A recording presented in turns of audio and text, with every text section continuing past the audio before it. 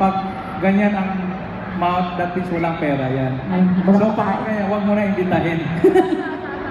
pag ngiti dito, ibig sabihin, yumaman na yan.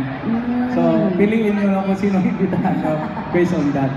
Kalain mo yan. I didn't realize na pati pala yung mga ating physical aspects also indicate something about our nature. Alright. Okay.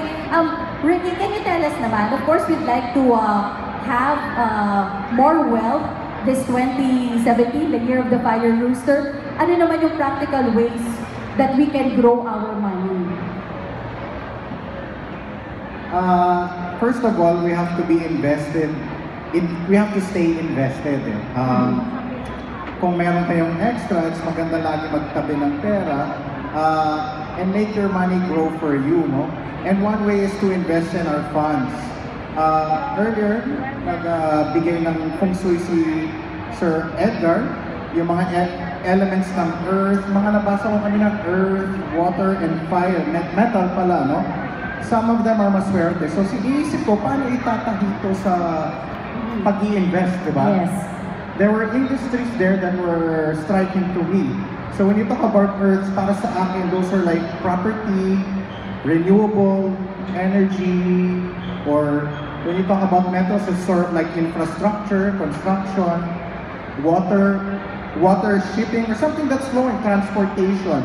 Alam mo, ito mga elements na ito, bagay ito sa mga funds namin sa SLAMC na balanced fund or index fund, primarily, you know. So I would look at that to invest in those funds just to connect the feng shui to the funds, if that's the way to look at it, no?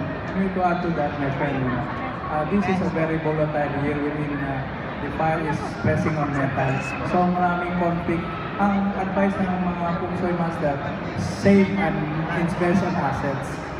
Habang ganito ang panahon ngayon, medyo volatile, invest on assets. Kasi ang assets, hindi mawawala yan. Diba? Kung cash yan, mawawala yan, maglalastos mo yan. O kaya if you go into business, baka malugi yung business. But if it is solid asset, insurance or investment in sunlight, those are solid assets. Dagdagan ko lang ng sinabi ni Sir Edgar, you know, now, yun nga, sinabi, volatility, may mga panahon na people are looking at increase, thinking that rates will be increasing, babagsak yung market. Yun ang opportunity natin pumasok sa mga investments habang mababa. Kasi pag mataas na, doon ka na pumasok, yun yung nagiging tendency natin, bumili ka sa mas mataas. So anytime na humihina yung market, that's our opportunity to get in. Maybe unti-unti, hindi isang buo, para na may oras ka over the year to invest slowly the money you feel like you want to invest.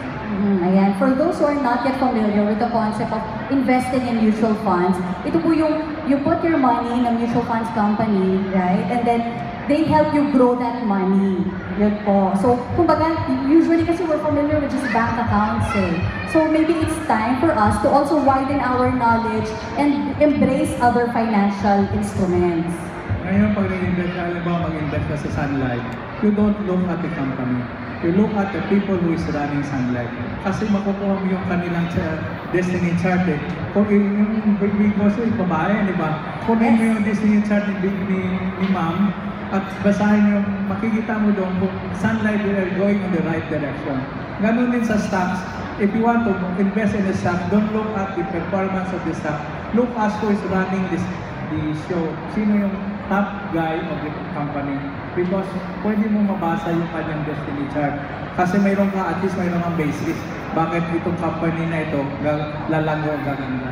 Because of the very good basic analysis ng kanyang fortune.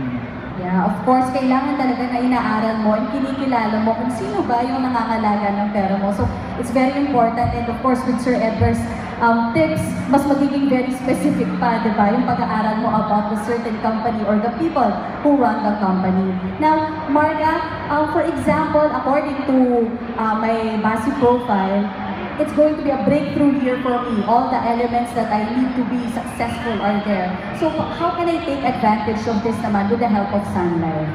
Yeah, well, it's nice now if you are really financially lucky this year. So I think it's the best time to grow your money through good investments. No? Sun Life is known for that, and we have our investment experts here, in this venue right now. So, yeah, it's a good time to invest. It's a good time to invest and grow your money. Alright, so may questions po ba? In case you would like to ask? Magdadagdag na ako. Kahit halimbawa yung base chart mo is super excellent. Ibig sabihin, you have the top 3 elements, you have the top 3 animals in your base chart. So ibig sabihin, based sa chart, you will never go wrong at all. 99% ang problema mo, one of those is not money. Pero ang importante dyan, kung wala ka namang kilos, kung you stay at home, hindi ka gumalawa, wala rin mangyayari sa'yo. So ibig sabihin, even if you are very lucky, do something to make that lucky a reality. So ganun talaga. So kung walang sikap, hindi mangyayari yun. That's so true. Kasi nga naman, swerte ako, hihiga na lang ako. So what's gonna happen to you? Di syempre, wala din, di ba? We really have to do something. Lalo na kung swerte ka, sayang naman if you can maximize that. At kung hindi naman, abay, lalong hindi ka pwedeng magtamad-tamad, di ba? So, as a final word, may I ask Marga and Ricky to please give your tips to those who would like to be more prosperous this year. Some financial advice. I think I mentioned it earlier. I think it's the time to stay invested. We cannot control the markets. We cannot control what will happen out there. But there's something that we can control is us being consistent and being disciplined in investing. Because now is the time to invest. So kung hindi nyo kaya isang buo, it might be a good time to slowly get into the market every time there's a pullback in the market. That is our opportunity to invest. Because our outlook 10 years forward is very positive. We are in growth mode. Our GDP is strong. A 5 to 7% GDP growth is a signal for investors to stay in the market. Okay? Sayang naman ang pagkakataon. Yes, Marga. Well, you already mentioned about investments, no? Well, apart from that, I believe that we also need to know, our spending habits. We need to spend wisely. We have to set aside for some uncertainties, and insurance can help you with that. And invest it in good instruments as well.